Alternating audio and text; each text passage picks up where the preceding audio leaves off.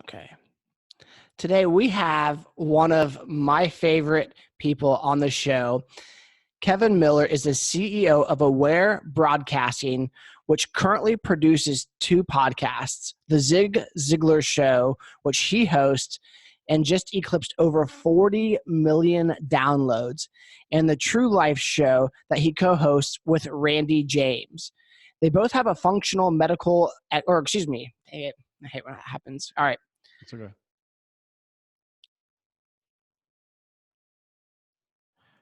True Life Show that he hosts with Randy James, MD, and a functional medical expert. Kevin is a partner in a functional medicine practice in Colorado, and he has recently launched the TrueLifeProtect.com, which is a medical cost sharing service that is revolutionizing alternative to health insurance. All endeavors are based on helping people make healthier life decisions that enable them to be fully functioning to achieve what they feel called to in life. Kevin lives in the high Rocky Mountains, Kevin lives up in the high Rocky Mountains in an oversized straw bale house with his wife of 26 years and revolving door of his 9 children and 2 more that call him grandpa. He works occasionally between caring and cooking for his family and ravaging trails on his amazing mountain bike. Kevin, welcome to the show. How are you?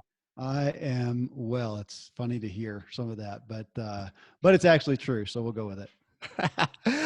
Well, Kevin, I have been following the Ziglar podcast for 4 or 5-ish years, and you know, I feel like I am here today podcasting because of your influence and Ziglar's influence in my life. So I just want to start off and say thank you for that. Well, goodness, man, that is incredibly honoring and yeah, confirming for my own work. And yeah, if I went down the list of people that I gave credit to for where I am today and what I am doing today, it would be significant. It reminds me of Zig Ziglar, his wall of fame, the people that he says, these are people who had influence on my life. But my gosh, man, I'm incredibly humbled and grateful that you would say that. Well, man, it's all the truth. So, well, I want to get into your story. Who is Kevin Miller? What has decided in your life that really prompted you to live a healthy life in many areas? I I was a kid who likes, did sports. I always pursued that. I don't know why. It was not my parents' pursuit at all, but I did. Maybe it was just because it was the norm in public school, whatever pursued. And I did the ball sports, football, baseball, basketball, whatever. Ended up into bike racing, BMX, and then cycling, and became a pro cyclist. So health was obviously, it was a part of the job in that sense, and probably a part of the culture, I guess. So I've got a good reason for why I ended up in that direction. But as I was always drawn to personal development, and that's what I grew up in. My dad, Dan Miller, that being a personal development professional all his life, I lived within that. And there's so many areas in that. Why did I gravitate towards a passion slash burden for people's health amidst that? I do not know. I'm going to chalk that up to that's what God, it's the desire he put on my heart for whatever reason, because there's other very important areas that I don't put focus on, like finance. You need to do that, and in so many different areas. But it was health and wellness, and it was this. I just realized this burden I had for people who had big desires, big goals. They were gifted, talented people, and I saw so many of them being minimized because of issues with their health. And it really came to fruition about, oh gosh, 7-8 years ago. I was running a company called Free Agent Academy, where we help people who are in traditional employment who wanted to pursue self-employment. I had a paid membership site. They'd come over there, and we would find coming up with an idea that they were excited about, a service that they could offer, product, whatever. So a business idea that was relevant to them and relevant to the marketplace, not to make that super easy and minimize that, but we could do that. And we could put a plan together for them to go out and offer this. And yet so often in this, amongst my members, it would come where the weeks go by, the months go by, and they really haven't taken the steps to take action here, and why? And it was often a consistent response of, man, after the day, after the job and the family, I just don't have the energy. Even on the weekends, I just can't get out of me. And I saw other successful entrepreneurs and realized most of them their output was higher, and their focus on their physical wellness so that they had the extra energy to push more, was such a massive ingredient. And so I brought that into the business of self-employment focus. This health focus became such a predominant thing. And so, I saw a tangible need for it, but it also just, I don't know why that was my muse. That was my focus. And even today, that's the thing that, again, it's a passion, but it also burdens me for people. And so I want to bolster their health and wellness so that, as you said in my bio, so that they can go do the things that they really care about. So it's just a vehicle. It's a means to an end. Right. As you're talking, one of the things that I've learned in my own journey, there are a lot of times that I have good intention about something, but I forget or slack off. And fitness has been one of those things in my life where I want to be healthy. I have good intentions. But Sure. how does someone like myself go from having good intentions to being intentional? Well, if I could answer that question perfectly, I would be the wealthiest man on the planet. Because you're talking, in all truth, man, you're talking about motivation. And I don't know, because I can take that to areas in my life. So if I looked at the areas, well, like on the Ziglar wheel of life, where we look at all the areas of success, from relationships to physical to mental to spiritual to yada, yada, the financial spoke. I just did a show on this. The financial spoke, that's been my Achilles heel. It's just, I've got my own baggage there. I don't really care about that side. I don't have a good financially or even numbers mind. And that's a weak point. I have a lot of intention there that I don't make happen. Actually, that's a great segue into an answer. That's been an area that's been really difficult for me. I pay for help. I've got, even when I couldn't afford it, man, I paid for a CPA, paid for a bookkeeper. Otherwise, I'm going to end up in jail for, not paying my taxes or something. Cause it's just such a hard area for me. I hate that area. So I have to buy help. Or I'd say, delegate that help. And matter of fact, I just did a show, one of the True Life shows. We recorded it before this. And I talked about Ruth Sukup. She's an author. She wrote the book, Do It Scared. I interviewed her recently. She knows the value of fitness, physical fitness, for her life. And she says after so many years of pursuing it, she still hates it. And that was an admission. She's like, I hate it. I just do not. I'm not one of those people who started doing it and it ultimately came to a point of saying, man, I finally like it. I finally get joy out of it. She says, I never have. I don't know if I ever will, but I know I need it. So in her case, and this isn't about paying for help, but she does that. She has a personal trainer who shows up at her house or something like, or she has to show up and meet and pays. And that's what does it for her. So, I mean, you're talking about motivation. Why do I struggle with motivation on the finance side? I don't know. I don't struggle with it on the fitness side. I enjoy that. I don't know, man, to each his own. So how do you do that if you're struggling with it? We can go through ideas. That is one is, make an investment, buy the gym membership, and then you feel guilty to your wife for not going and you're spending it, for Right. what is that? What is that? We see a lot of people, if you invest in something, sometimes that'll put it there. Mine, Evan, in a lot of areas though, even here, even in the fitness thing, I say I enjoy it. I don't enjoy all of it. One of the primary motivators I have, and that would be my answer. I don't know, man. You got to find your motivator. So But I actually think you did answer it quite well. okay. You said that when it came to accounting, you paid for it. Yeah.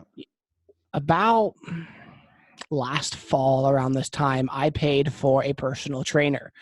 I had no business doing that financially at that time in my life, Yeah. but I got so sick of where I was. I dropped it was a lot. I think it was like $1,800, just wrote one check. Wow. And said, here you go. I paid for it in advance. That way I have to use this. That's brilliant. And I still have 2 left. I haven't touched it in months, but I did really, really well on my health journey. I started losing weight and then As our audience knows, I sustained a knee injury, Mm. and then literally since that, I've just fallen off the bandwagon, stopped eating healthy, kind of went into remorse, self-pity, loathing, and as Ryan Dobson would say, I eat sugar. Mhm. Yeah. Which Yeah. I referenced that because you know who he is, and he was on a podcast Yep. earlier. Great. Yeah. But so let me ask you this, man. The process of making a life and health change can be extremely overwhelming Sure. to the point that a lot of people hold back. How do I simplify the process in making that life change? Okay, pause just real quick. This guitar right here is echoing what Oh, I'm saying. I can hear it, but I don't know if you can. So no. I'm going to go move this real quick. Yep.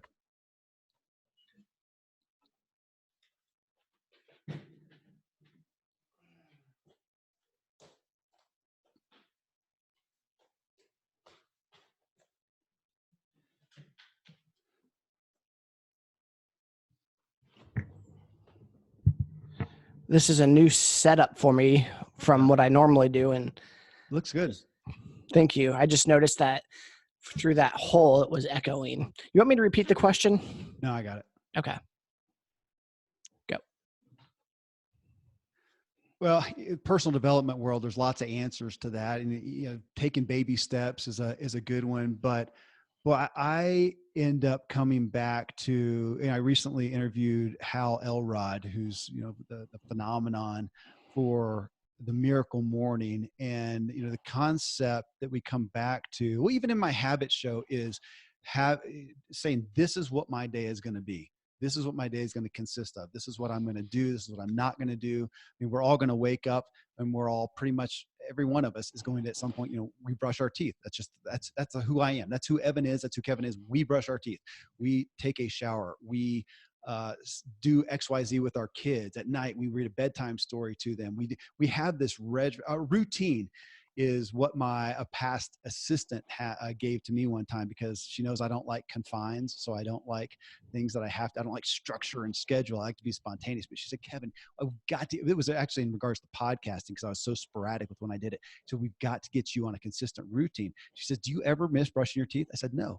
Do you ever miss your coffee? I said, no way, man. She says, those are your routines, right? Yeah, we just need you to have a routine of when you post these podcasts. Okay, I'll do that. But it's saying this is my daily routine and putting this thing in there. There's a block of time, whether it's 10 minutes or 20 minutes or an hour, whatever, of this is when I exercise, and just stating that fact, putting it in there and not putting anything else, committing to that schedule. I think that is a big piece of it, aside from, motivation in general, but also realizing the power of inertia. And that is one, boy, again, going back to my work with people, my membership group, that so often people would get excited, they would start something, and then they would lose momentum. Something would happen. In your case, it was an injury. And coming off that, after all this work to progress, and then they fall back. And with fitness, we can lose it so quick. That's a big motivator too, to knowing it is an ongoing cumulative effect. And if we fall off the wagon, which people do, it's even more overwhelming. And again, looking back and going, I am the kind of person, and this is what I do. And we decide that up front. Easier said than done, but it is so powerful. It kind of goes back to the goals terminology, which that's not my favorite term personally, even is goals, which is blasphemous coming from the Ziglar crowd. But of saying, this is the kind of guy I am. This is who I'm going to be for me first, for my wife, for my kids. And I'm the kind of guy that gets up, and I had to decide this. I get up and I get into my Bible first thing. That's something that I want to be. It's a goal for me. I want to be the kind of guy who is marinating in, devoting to that spiritual walk. And so that's what I do in the mornings. And my family knows that. That's when I get up. They know that that's why I go to bed at a certain time, is so I'm going to get up to be that kind of guy. They know that then I'm going to, greet the family and do X, Y, Z in the morning, depending on the day.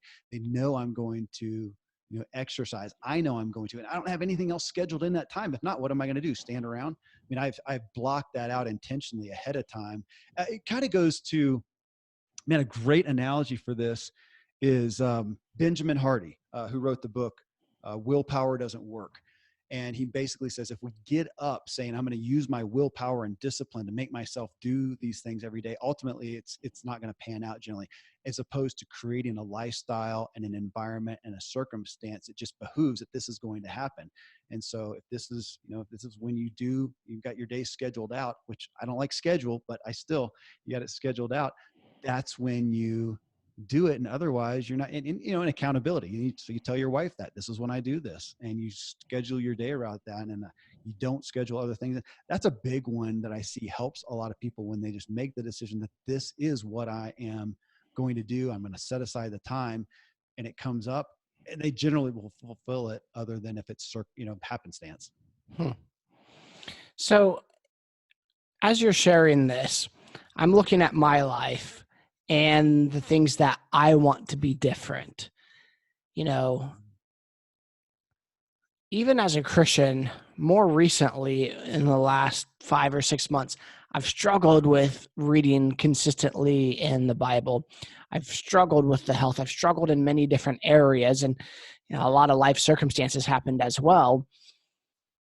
And I want to get back into the swing of things. I want to get back into the be, do, have, because I feel like life beat the hell out of me in a sense. And now I'm licking my wounds and trying to recover. So when someone's in the process of recovering, how do they get back into a mental state of, okay, while this did happen, it's not who I am. It's not my identity. These things define me. Gosh, you're talking about a term that I keep getting fed over and over, and we keep hearing it. And I hope it's not a fad word, but of resilience, and that we as a culture have gotten worse in resilience, in coming back from that fall. Kind of, it's an old cliche. It's not whether you fall or not, you're going to fall. It's whether you get back up or not. And man, we don't have great examples of a culture in that we're more geared to and confirmed in justifying, XYZ happened. And of course you're not doing whatever, and kind of trying to comfort that, as opposed to healthfully motivating, to come back from that. Okay, that happened, but come back into where you want to be. I mean, again, we so often come back to motivation, and I get it. Motivation is so hard. I live in this world. I've been billed as, Kevin, so you're a motivational speaker, a motivational guy.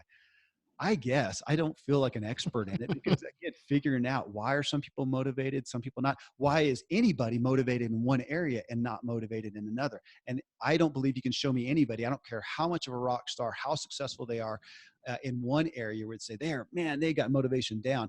I'll find an area in them. It exists. They are not motivated, and they need to be. And why aren't they? And they don't know. And we can't always find out. You got to figure that out. For you, Evan, or not for you. I mean, for us, hey, it can be for me. Okay. Well, I'm going to say it for me. I'm going to say it for me. I'll tell you the one that I don't like this word, but it's popped in mind. It haunts me. It really does.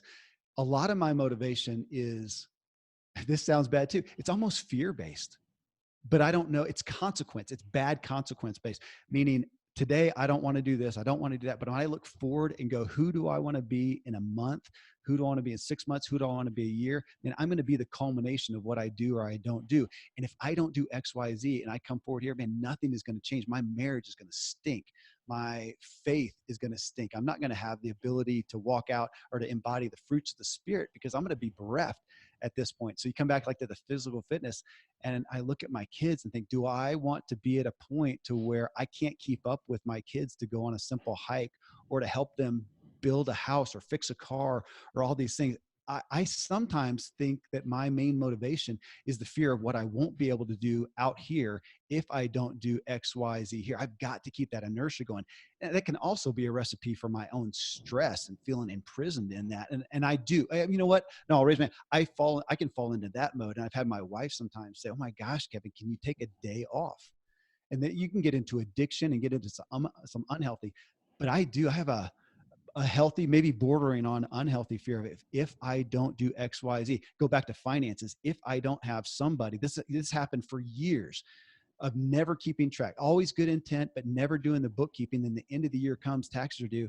I've done nothing to keep track of things. I'm self-employed. I've got all these things. It's a train wreck. And I literally don't have the ability I don't believe I do. I've never seen a testimony to figuring it out. And so I end up paying double, triple to somebody. And there's been plenty of times when I could not afford it, but I have no choice. I've got to pay to have them go figure the train wreck out to bring me back.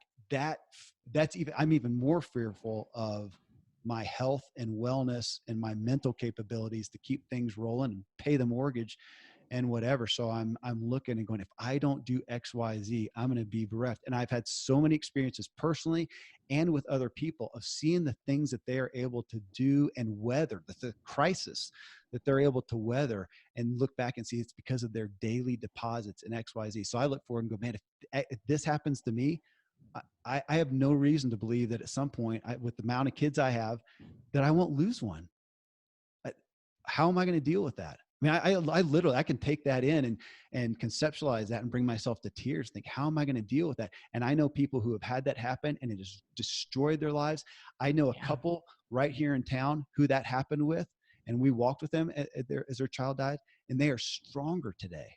It's unprecedented. And then you biblical peace beyond understanding, but it's because they were daily putting those deposits in. I have got to be that guy, or I'm going to get wrecked over here and not have that resilience. That again, so it can sound like, oh my gosh, he's disciplined or he's mature and thinking out here. I think I'm just scared. So I'm going to break this down into banking terms based off of what you said.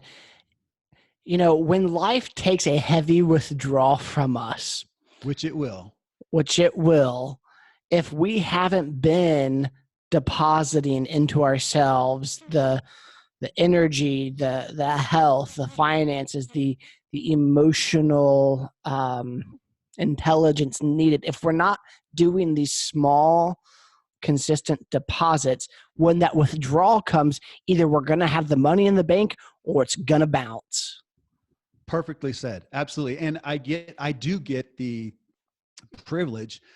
So you're talking to me right now. So this studio that I'm in, my office is in a medical practice, a functional medicine medical practice. But my partner, he's a doctor, and I get to see and have for maybe going on 5 years now, people come in, and I helped create the practice model that we're in. So I sold people, and I got those calls. So for years, I was on the receiving end of these phone calls from people who are coming in here to pay a lot of money. A lot of times they don't have the money. It's kind of like going to the Mayo Clinic. They're coming here because they have reached the point in their health where they are at an end, and they're scared. You know, it's the 45-year-old mom, and she's got kids. She's been pouring out for her family, and she is at the end of her rope. She's now hardly able to get out of bed. She's sleeping for 14 hours and still waking up with no energy. She's got brain fog. I mean, she is going downhill, and she knows going to traditional medicine is not going to offer anything but a drug for the symptoms. She is saying, I have got to make a change. So I get to see these people, and I see the culmination of not tending to the physical wellness. So I get carte blanche. I get the best ticket in the house for motivation of seeing, oh my gosh, Kevin, you wake up in the morning, you take care of yourself. You're going to end up that. How are you going to serve your kids? I mean, I'm the sole breadwinner for my family. I'm self-employed. And well, you know, thank goodness I have life insurance policies. Outside of that, though, if I'm gone, and I'm the one that keeps the train rolling in this, you know, in that aspect of life, I can't afford not to. Aside from also seeing the people, we're in a culture now where we are seeing more and more past middle age people who now have this huge, I'm going to call it a burden, sounds bad, but it is burden on their life, taking care of their elderly, infirm parents. I don't want to do that to my kids. I want to be there able to help my kids. I mean, my kids, you know, when they're at the age when they need the most help, they're having kids, they're having careers. I want to be helping them, not having them have to put out money, time, stress because I am infirm. And I have a lot to do with that. Now I can get hit by a car and, end up whatever. I mean, it's not a guarantee, but I'm going to do what's the best thing I can do to help them. So, man, you're hearing my motivations. Again, it's not going to be the same for everything, but I think there are some pillars that we should all take responsibility for. So one of my motivators came from a show that you did. I don't know how long ago, but you were sharing a story of a guy who decided to get fit because he knew of a guy whose house caught on fire and he couldn't carry all of his family members out. He had to pick and choose. You're right. I forgot about that. Yeah. And I heard that and it hurt. Yeah. Like just putting myself in the position of having to save my entire family and not being able to do it. Gosh, I forgot about it. You're totally right. And I do. We're in such a sheltered society where we so seldom have a need like that from a physical aspect. But I do look at myself as a human. I should look at myself as human. I am, however, a guy, and I have my own ego and whatever associated with that. And I feel like I should be able to care for my family. Where I live, there's, you could say that if there's a bear attack, if there's a whatever, I should be able to do that. And so I do. Yeah, man, that's a literal one for me, though I can take that to times in my life where I felt the same thing. Well, guilt of financially, if XYZ happened, and man, I do not have the resources. And I've had more times than I should have of being in that arena and feeling the guilt and the shame and the motive of, man, can I do that? And I've got older kids who I want to help them be able to do what they are doing. Do I have the financial resources to do that? So I think the physical one is one that's taken a back seat How for do you sure. Yeah, go ahead. I was just going to say, continue on that road because that's a boat that I'm currently in, man. I mean, we've had 6 major financial life tragedies, Wow. tragedy things happen to my family in 6 months, one a month for 6 months. And I'm like, oh dear God, what do I do? Because I'm in an industry where 1 month I can make money and one month, I can plan to make money and then a deal break. Yeah. So how do you manage all that for yourself? Because here's the thing, you have more business interests than most people I know. So how do you keep the faith, family, finances, friendship, fitness, and fun? How do you keep that all balanced and with the financial stress and pressure of it all? I will tell you, I was given a great foundation. That'd be like somebody who's an Olympian, and you said, how did you, come to this? And they said, man, my dad was an Olympian. That's what I knew. It was my context that I never questioned not being an Olympian. They got that handed. I got that stuff handed to me on a silver platter. I grew up in an entrepreneurial home where I saw my parents, but my dad pursue different things that he believed in, that he was interested in, and I saw the highs and the lows, and I saw the high finances. It was kind of a joke. We joke about it. One year, they liked Cadillacs way back when. Dad's a car guy. And one year, man, we're driving the Cadillac. It wasn't the Seville. What was it? I can't remember. The Cadillac, whatever. We're driving that. And the next year, man, driving some jalopy that you're scared to have your parents drop you off at school at. And I saw the ups and downs financially, and I saw, not that there wasn't stress, I saw that, but the home life never changed.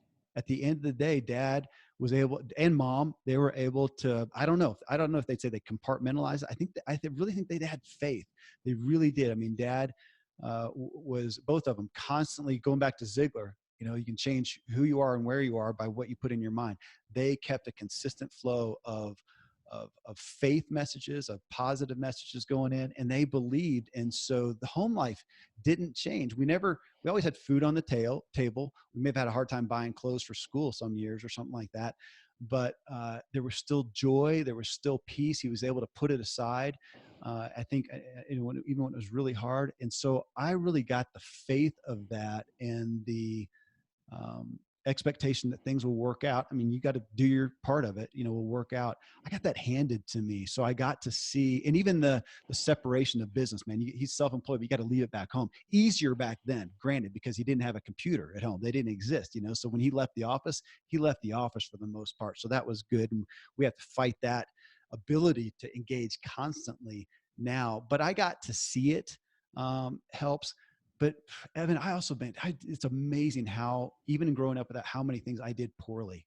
I thought I would be an exception, man, that I could, because I came from all that, I could do X, Y, Z. I didn't. I hurt our finances so badly, was so upside down. And today I have more than I should, because I just want to do more things, and I have to really work with my time management. Um, but a lot of it, so I got handed to me. I got the example handed to me. And then it's all I've ever done. And I have, uh, found out of necessity ways where I've got to, manage and balance it. But some of it is a day to day. I'm not, as I interview all these personal development, experts, and nobody's perfect. But I look at a lot of stuff, and there's so much knowledge that I know that I don't do well.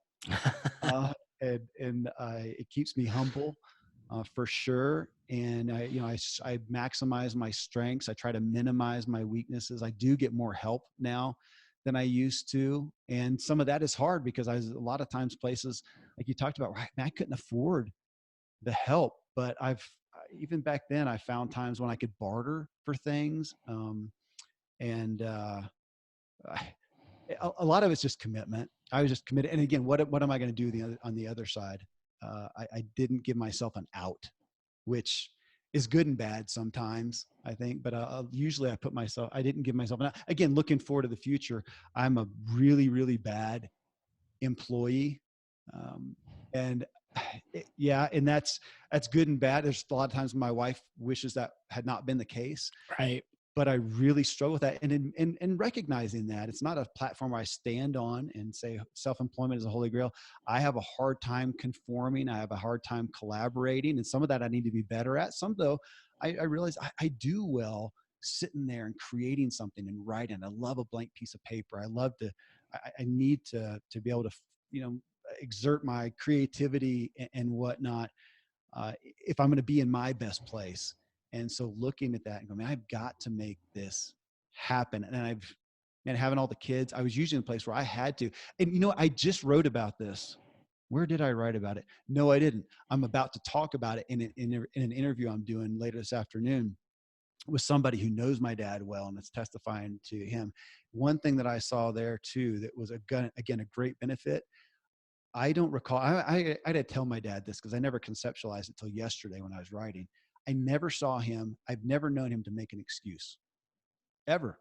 So even in the worst of times financially, as I grew up, and he lost everything at one point, totally lost everything. There was a year, it was my sophomore year in high school, time to get clothes for school. Went shopping with my mom at the mall, but I bought them. They didn't have the money. They didn't have a lot of shame about that. And, of course, now he's at a place that few people will ever reach as far as wealth and fulfillment and whatever. But he paid his dues. But he never made an excuse. He never put blame on somebody else. He always took full responsibility. And the next day he got up and did whatever he had to do to make it happen. I say whatever he had to do, except he never did take a job. It was always for himself, because again, he's a terrible employee. But That's funny. if that would have been the answer, I think he knew he could make more money on his own. But he never made an excuse. Man, again, I didn't conceive that till yesterday, and I'll be pondering that for a while. I think I probably have more than he had, but he did what he had to do. Hmm. Well, man, you kind of hinted at it. You are the host of the Ziglar Show. You've had 40 million downloads. It's one of the most successful podcasts out there. And you have had the opportunity to interview a lot of amazing people. In doing that, what are some of the biggest life lessons that you have learned or seen from your guests? First thing that comes to mind when you ask that, Evan, it's a great question, and it's really why I started doing the Habits show. So as you know, I used to do just the interviews in essence, or the conversations, I'd rather call them, but I used to just do that. But then Zig Ziglar was so big on the wheel of life. And if folks, you can look up, you can type in Ziglar wheel of life and find pictures of it online, but it goes through 7 spokes.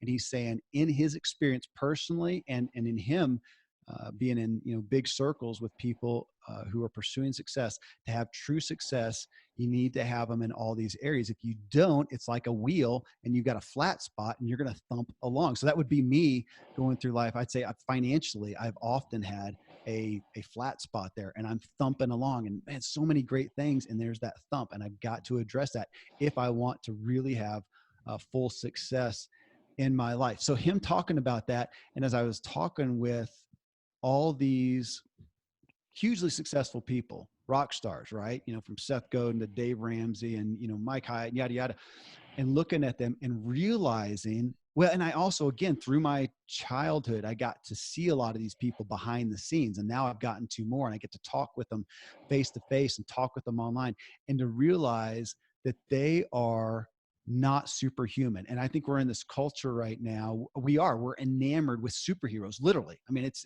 every week, it seems like there's a new superhero movie coming out. We all want to have these special abilities. I think we look at successful people and we put them in that category of thinking there's something special about them. We may not even consciously think that there's not something special in me, but kind of by proxy, we're thinking about that they're where they are because there's something special about them. Man, I got to see these people and I realized they're not. I got to be in hotel rooms with some of these people and see, them in their whitey tighties, and they're just they're regular people. And I saw failures in their life, and I realized, and that's again coming back to answer your question, what stands out is that all of these people are regular people. Most of them have come from harder circumstances than I have, than maybe you have. Most of them have. And the reason they are where they are today is back to the habits. They just do the things every day that most people don't do. And the consistency of that, the cumulative effect, produces great results. But I'll add one more thing to that too. Man, as I think about it, I almost should add it to the habits show, that the undergirding thing is, for some reason, they were motivated. And that is the big holy grail question. Why are some people motivated enough to do X, Y, Z, to go exercise when it's not that fun, or to pursue that relationship, or to try that thing or fail? Why are some people? I don't know. And as many people as I talk to about that, I don't know that there's anybody who says, I know why some people are motivated and others are not. And I've got some stark examples of people who have talked about that in their lives. But for some reason they were motivated and they did these things, but at the core, they are not any smarter. They're not any brighter. They're not any more intelligent. To some degree, Malcolm Gladwell talked about that in the book Outliers. They just put in more time. Of course, I don't know if he went into why did they put in more time? What was that motive? But that was it. That's the thing that stands out to me, is there's nobody special. There really isn't out there. We want to hold up everybody and go, oh my gosh, they are genius. They are brilliant. They have something in them that nobody else does. I don't believe it. I haven't seen that in anybody. You talk to me about anybody I've interviewed, and I've found out enough about them to know they're not. They just daily do these things. And it's like planting the seeds. If you plant enough seeds, you're going to get good fruit out of it. That's what's probably the most motivating thing to me when it comes down to it, thinking, man, I'm not looking for some superhero power to fall into a chemical vat and come out and I can do X, Y, Z. The chemical vat is just those daily habits. It's not sexy. It's not real exciting. It's just the daily plodding along, but it's just irrefutable. So there's a wise man that I know that created a quote, and it's probably one of my favorite quotes. This is what he said. He goes, the quickest way to success is to exchange a bad habit for a good habit. Yeah. I wonder if you know who that individual is. I don't know. I think I've heard of that guy. Let's see. Yeah, Tom Ziglar. Yeah, Tom Ziglar. It's so basic and to use that term again, it's not sexy. It's not flashy. It's not whatever, but it is, my wife years ago, it was in a health and wellness. It was actually during my Free Agent Academy membership that I talked about. And we were talking about health and wellness, and she came up with this idea just from her own experience, and she put it out and it became a part of the curriculum that we had in there on health and wellness. She said, instead of thinking about things that you can't do, stop doing. Don't eat that. Don't drink that. Don't whatever. Don't, just add good things. So whatever your diet is today, just add in an extra 3 servings of vegetables. Just add in another pint of water or whatever. Just keep adding in these good things. At some point, you're going to push out some of the bad things, and do that kind of an add in instead of thinking about what I have to cut out. It's really smart. And then, years later, here's Tom, and he was on stage and candidly was asked that question, and just gut reaction came back when they said, what is the fastest way to success? And replace bad habits with good habits. So if tonight, instead of watching whatever sitcom I would watch, read for 30 minutes or however long sitcoms are these days, read a personal development book for 30 minutes, or play a game with your kid, or ask your wife how her day was, or whatever. And now it's time for bed. And you don't have time for that thing. It's really smart, really simple, super, super simple. But then when it comes down to that moment, of course, we all know it's not easy. Gotcha. I paused there intentionally. Do you have to get off right at 12 for you? Oh, no. Okay. Because I have a few questions, but I also have just some personal questions that I want to ask. So I just wanted to be of your time. Okay. So I'm trying to see here. Yeah. Okay. So you're a part of one of the most successful podcasts in the world, which is really cool. How do you stay connected with your audience? Because as this grows, that's something that I strive to do, is stay connected. And I get to see that a little bit through your Facebook posts and everything, but is there anything outside of that content wise that you do? I would love to tell you something that I did, and I don't know. The podcast world is such a weird thing. It is a phenomenon right now, as you know, as far as how much it's growing, how much corporate America is shifting ad dollars to it, and it's becoming this incredible channel. And I think I know some of the reasons why. But as that happens, I mean, you're sitting here I'm on a microphone by myself, talking to somebody like you on Zoom for most of my things. I have, though, become a student of what's working. I would point to modeling who is being successful out there, who are people listening to. And so the weird thing, as a top podcaster, I don't listen to podcasts personally. That's not a form of intake that I do, because I really struggle with auditory input.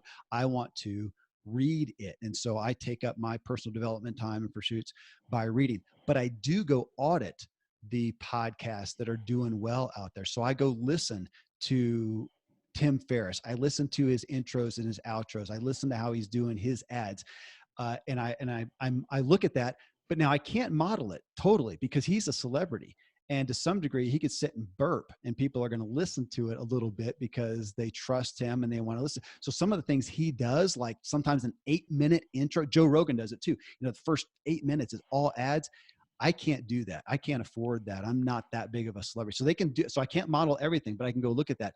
Then I can go look at somebody like John Lee Dumas, who's done a great job of coming from anonymity to creating a rock star podcast. And I listen to how he does it. But then I go over and listen to Jordan Harbinger, who's gotten to be a friend, and listen to how he is doing it. He's not a celebrity. The podcast is where he started. That's his bread and butter.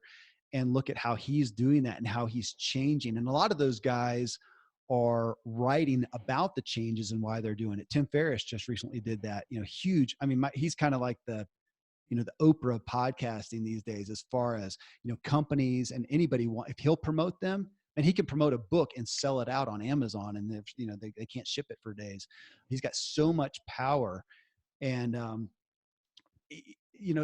listen to these guys, and he's doing this. So he's ad based. He just recently took up the patron model, that everybody's doing, where he thought, okay, I'll do that. I'll cut the ads out, save people from having to listen to my ads. I'll go that. He did that.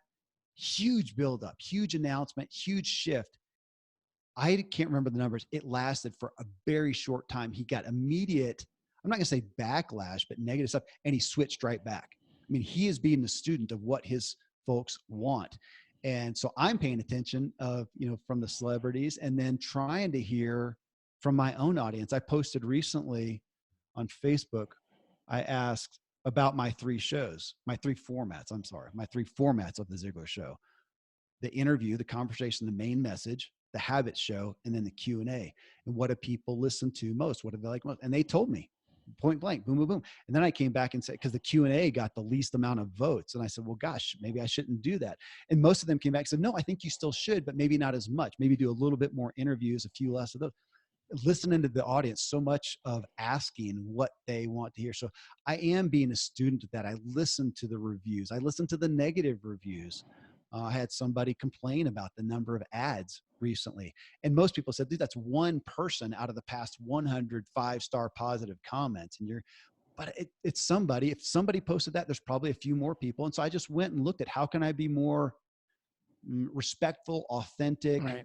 of people's times. And I made a change on how I start that and got really good positive feedback on how I did that. And so that's part of it, is just listening, modeling and listening. So when it comes to monetizing this specific podcast, you know, it's not going to happen right away, obviously, because it needs to build up and familiarity and trust. But when is it appropriate to start monetizing a business? Because that's essentially what I'm creating right now. I'm funding it with what I make from real estate, but I can't keep that long term. It needs to start producing at some point. We're still in the early stages, but what would your advice be for that? My dad, Dan Miller, put out, and I wish I knew the search term. Maybe if you put in Dan Miller monetizing podcasts or something, he did, I think it was a Venn diagram he created and talked about how he's doing it. And it was really interesting. And there are other, you can go look at best ways to monetize, and you can see content on that from the biggest and the best out. I bet John Lee Dumas, I mean, he probably talks about that and how he monetizes it. Number one way, I think it has been historically, it might be changing somewhat right now because there are so many ad dollars coming over into podcasting. Historically though, the best way, or the easiest way to monetize it, and you can do this with very small numbers, is selling your own products and services. So, or events, product services, events, and that historically has been the best way. I don't know this for sure. I think at one time it was, and it may still be, that Michael Hyatt, who has a top, he's always top 100 or so, I think, in business, probably top 700 in podcasts overall. Can't remember the name of his show, but Michael Hyatt, he's got two shows, but it's the one he does by himself, which is a top one. I don't think that he has ads in it. I think he primarily does the show, gets his listeners, and then promotes his own products and services. And he's got a lot. He's got, books and online courses, and he's got a membership community, and he's making huge amount of money. I'm sure per person, per listener, he's making a heck of a lot more than I am through doing that. Now, I don't have a book out yet. I got one in the works, but right now I don't have a book. I don't have online courses. I don't have events that I'm doing. Now I do promote some of Ziglar's events, like Ziglar Legacy Certification, ZLC.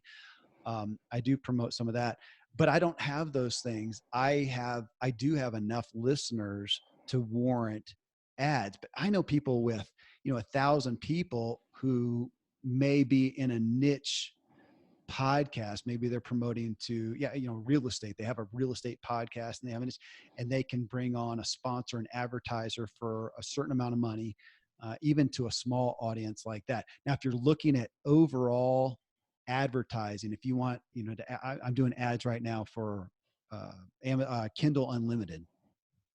And they're only advertising on podcasts that have X amount of downloads per episode in a certain amount of time, even. So you've got, you call that the mainstream advertising. So there's niche advertising. There's affiliates. That's a big one too, where you're promoting people doing that. So what is the size?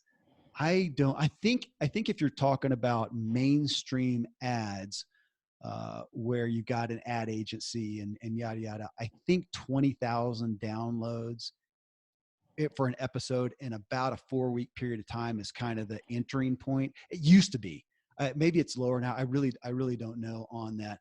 But when people ask that question, from the ad space, you got to have some decent download numbers from the general ad agencies. But again, there's a lot of people over here with, who are getting per episode, I don't know, 10,000, 5,000. I think I heard somebody recently and talking about, yeah, man, I only get 2,000, but I'm in a niche.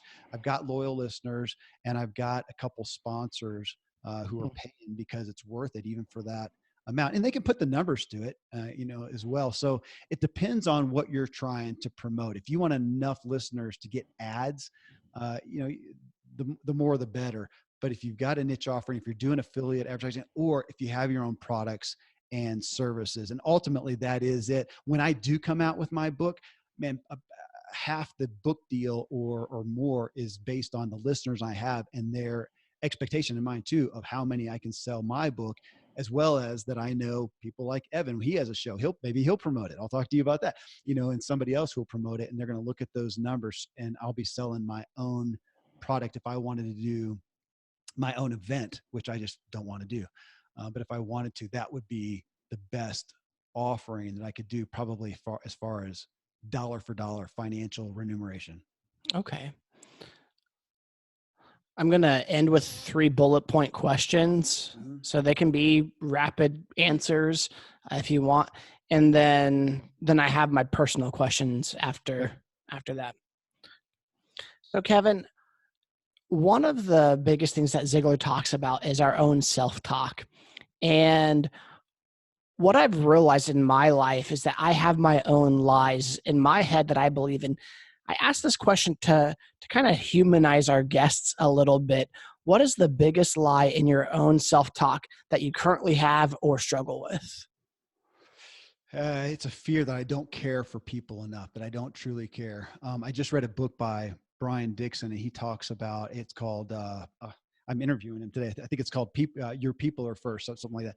And he talks about realizing that he tends to put projects ahead of people, and that at heart, he is not somebody who inherently, authentically just, loves people. He shows that. That is me. I tend to live in my own world naturally. I'm an introvert, and I struggle with my feelings that come in that may not care enough about somebody, whether it's somebody who walks in my office or my kid, and realizing, man, I don't care enough, or I struggle with that. And yet over here, the testimony to my life from those people is about how much I care about them. So even though I struggle with uncaring thoughts, I live a life of care. So what am I really? It's a good question. And I think the reality is I am a caring person, but I struggle with over here. But that is still my inherent self-talk that I chew myself down with, is that I don't authentically care enough about people. I don't naturally have compassion. And so that's when I'm always trying to struggle with, because believing what I'm thinking and believing that I'm not caring and degrading myself for that does nothing but bring me down. I need to look at it and go, Kevin, you do care about people. That's my self-talk. You do care about people. You got testimony yesterday from your kid or your wife or somebody that you cared and meant something, that you are. I need to keep saying that and change that. And as I do that, I will become even better at caring. So man, I'm in the same boat as everybody else. What brings you peace? The faith that I know that I'm a good guy. I have good intent. It's almost the opposite of what I just shared. I know that in my heart, I want to do well. I want to love people well. I truly do. It is a desire of my heart, even as I battle my natural flesh and my natural appetites and my natural negatives and stuff. I know that I do. And I am always making efforts again to grasp onto that. I know even in my own temptations and my struggles and the things of being a human, I know that the heart, man, I really do want to do well for people. I want to love. I need to rest in that more and to have peace and confidence and take a chill pill sometimes, because I find myself, when I'm not embracing that, I'm striving and struggling and stressing about it. And again, it's not helping me perform better. It's not helping the people that I'm with. Okay. What's the best decision you've ever made? That's like the hardest question ever. The best decision because I feel like you're supposed to say I was marrying my wife. It was having a kid. It was, what is the best decision I have ever made? You know what? Can I give two?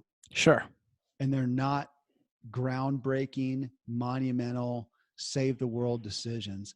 They're just two stark things that made a big difference in my life. In 2002, I had left. I had left it before that, but I had started up a business with a buddy, and it was successful. It was like one of the best stories you could ever tell.